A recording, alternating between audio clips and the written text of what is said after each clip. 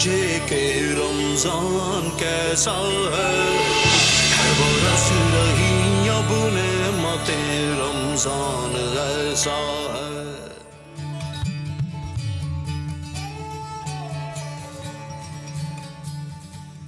اعوذ باللہ من الشیطان الرجیم. بسم اللہ الرحمن الرحیم. شروع اللہ کے نام سے، اس پاک پروردگار کے نام سے جو بڑا مہربان اور نہایت رحم فرمانے والا ہے.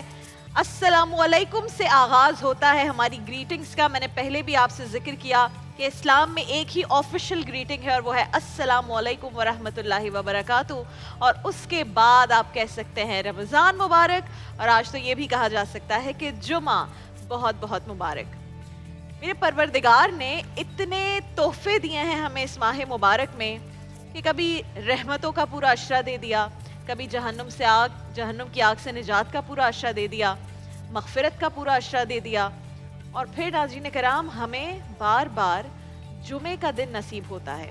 یعنی ہم ایک عبادت کر رہے ہیں، ایک ماہ مبارک آتا ہے اور تمام عبادتوں کا کئی گنا جو ثواب ہے اس میں اضافہ ہو جاتا ہے.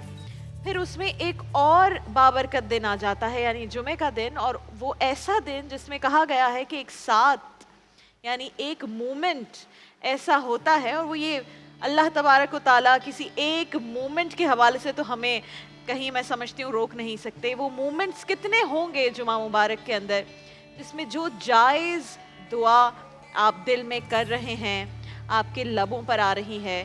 اور میں تو سمجھتی ہوں کہ ہمارے دلوں میں جو دعا ہے ہمیں اس کے لیے ہاتھ اٹھانے کی بھی یہ محتاجی نہیں ہے.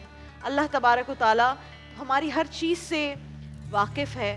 اللہ تبارک و تعالیٰ جانتا ہے کہ ہمارے دلوں میں کیا کیا خواہشیں ہیں، اور وہ جائز خواہشیں پوری ہوتی ہیں جمعے کی اس ساتھ میں جو قبولیت کی گھڑی ہوتی ہے. اور پھر جمعے کا دن قبولیت کی گھڑی، پھر رمضان میں روزے دار کو ایسے کئی مواقع ملتے ہیں اس کے پورے روزے کے دوران جس میں اس کی دعائیں قبول ہوتی ہیں. اور جو افطاری کا وقت ہوتا ہے، افطاری سے پہلے کے جو مومنٹس ہوتے ہیں اس میں تو کہا گیا ہے کہ کئی ایسے مواقع آتے ہیں جب دعائیں قبول ہوتی ہیں. اللہ تبارک و تعالیٰ اپنے فرشتوں سے کہتا ہے کہ میری عبادت، میری تسبیح کو روک دو اور روزے داروں کی سنو، روزے داروں کی دعائیں سنو، روزے داروں کی دعاؤں کا جواب دو. تو یہ آپ خود سوچئے، اندازہ لگائیے کہ آپ ایک روزے دار ہیں، عبادت گزار ہیں، آپ دعائیں کرنا شروع ہوتے ہیں اور آپ کی دعاؤں کی قبولیت کا وقت وہاں شروع ہو جاتا ہے.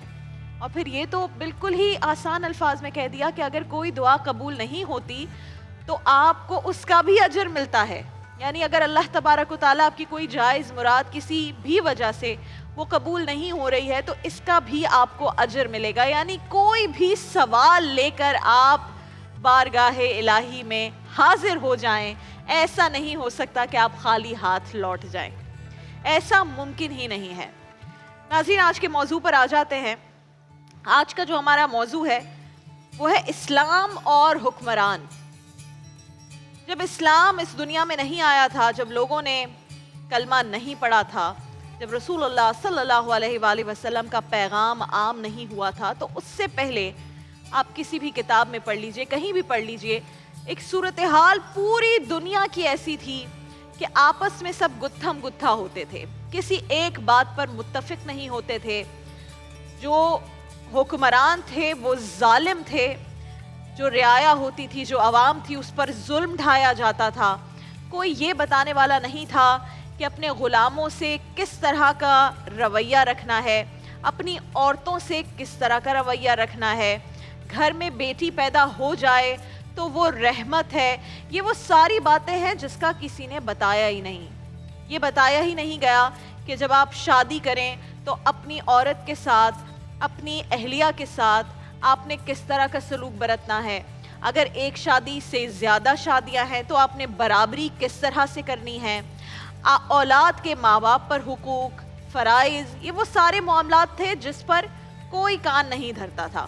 اگر کوئی حکم صادر بھی کرتا تھا تو حکم مانا نہیں جاتا تھا. اگر بادشاہ یا اس وقت کا حکمران ظالم ہوتا تھا تو رعایا اگر حکم نہیں مان رہی تو اس کے ساتھ جو رویہ رکھا جاتا تھا، جو رویہ برتا جاتا تھا، وہ بہت ساری کہانیاں ہیں اور ہم سب جانتے ہیں. اور پھر اسلام آیا. दीन आया, सबको इखलाक कैसा होना चाहिए उसका पता चला, सबको ये इन बातों का अंदाज़ा हुआ कि माँ बाप को उफ तक नहीं कहना, बेटी पैदा हो जाए तो कितनी बड़ी खुशी की बात है, अगर बेटियां हों एक से ज़्यादा और उनकी तरबियत अच्छी कर दी तो रसूल अल्लाह सल्लल्लाहु अलैहि वसल्लम के साथ ऐसे खड़े होंगे उस जहान में जैसे ये दो उंगलियां।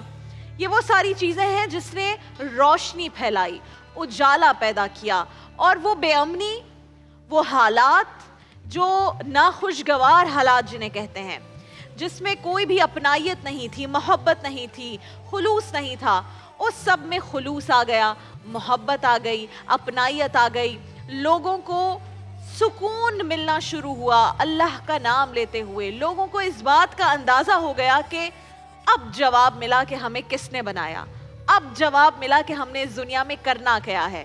तो इस्लाम सलामती का दीन बनकर आया हम लोगों के बीच में। फिर हुक्मरान ऐसे ऐसे आए। हज़रत उमर फ़ारूक रज़ी अल्लाह ताला अन्हो से मुतालिक एक वाक़या है जो मैं आप सबको सुनाना चाहूँगी। और आजकल हम बात कर रहे होते हैं कि हुक्मरान हमारे, हम बुरे हैं, अवाम बुरी है, तो हुक्मरान भी बुरे हैं। कुछ हद तक ये बात सही भी है कि हम किसी और मुल्क में होते हैं, हम ही तो हम सही लाइनों में लगते हैं, ट्रैफिक की कवानीन की खिलाफ वर्जी नहीं करते, सड़कों पर थूकते नहीं फिरते, पान गुटके के, ये कराची में तो बहुत ही आम सी बात है।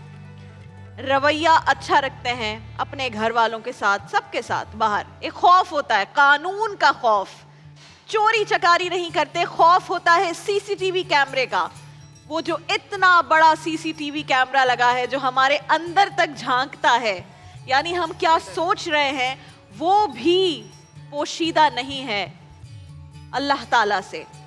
तो उसका डर क्यों नहीं, उसका खौफ क्यों नहीं? तो कहीं किसी हद तक तो ये बात दुरुस्त है कि अवाम ऐसी है इसलिए हुक्मरान ऐसे हैं, लेकिन चूंकि हम बता रहे हैं कि कैसे कैसे हुक्मरान इस दीन में हमारे पास आए और कैसी हुक्मरानी हुई, तो मैं आपको बताऊं कि हजरत उमर फारूक रजी अल्लाह ताला अन्हो जिनकी मिसाल पाई जाती है, गवर्नर्स की तकर्रुरी के वक्त उनसे हल्फ क्या लिया जाता था। आजकल हल्फ लिया जाता है ना कि मैं जी इस तरह से जो भी कवानीन है मुल्क के उसकी खिलाफ वर्जी नहीं करूंगा, मैं ये नहीं करूंगा, मैं वो नहीं करूंगा, और इस्लामी कवानीन के तहत मुल्क को आगे लेकर चला जाएगा। अब आप जरा इस्लामी कवानीन सुनिए कि उस वक्त क्या थे। हजरत उमर फारूक रजी अल्लाह ताला अन्हो गवर्नर्स की तकर्रुरी करते वक्त उनसे हल्फ लेते थे कि तुर्की घोड़े पर सवार ना होना, यानी बेटर हॉर्स, बारीक कपड़े महंगे होते थे उस वक्त, एक फैशनेबल अलामत समझी जाती थी, जो अमीर होता था वो बारीक लिबास यानी रेशमी लिबास पहनता था। गवर्नर से ओथ ले रहे हैं, ओथ, सिर्फ ताकीद नहीं कर रहे, ओथ ले रहे हैं कि बारीक कपड़े ना पहनना, छना हुआ आटा ना खाना, दरवाजे पर दरबान ना रखना, गार्ड्स, दरवाजे पर दरबान, गार्ड की एक सूरत हाल है ना, आज दरवाजा खोल रहे हैं आपके लिए, आपको अंदर एंट्री दे रहे हैं, दरवाजे पर दरबान ना रखना, हाजतमंदों के लिए हर वक्त दरवाजे खुले रखना। एक मर्तबा ऐसा हुआ कि सूबे के तमाम गवर्नर्स, और उसमें ऐसे ऐसे लोग थे कि हजरत साद बिन अबी वकास, जिनकी लोग इंसाफ की और हर चीज़ की मिसालें देते हैं, हजरत सलमान फारसी, हजरत उबैदा, ये वो लोग हैं जिन्होंने अहादीस कोट की, और सब जानते हैं ज़ाहिर वो शख्सियात हैं।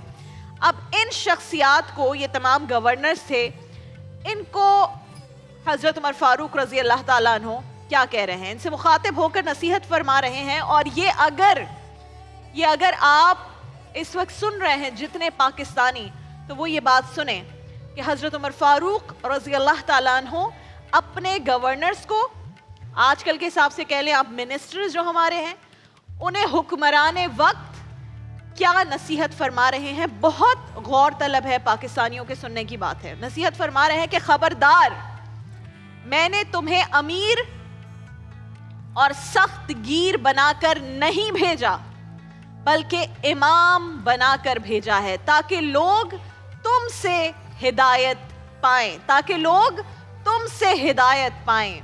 عوام کے حقوق ادا کرو اور ان پر بے جا سختی نہ کرو کہ وہ ذلت محسوس کرنے لگیں، اور نہ بلا وجہ نرمی کرو کہ وہ غلط فہمی کا شکار ہو جائیں۔